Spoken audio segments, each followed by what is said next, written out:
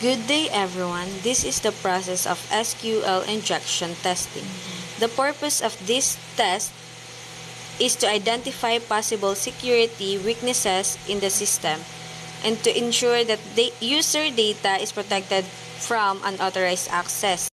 These include input fields such as the login form where user enter their username and password. Next is SQL injection testing by entering different SQL payloads into the identified input fields.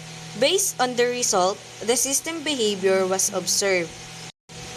The vulnerability occurred because user inputs were not properly validated. To fix the vulnerability, secure coding practices were applied.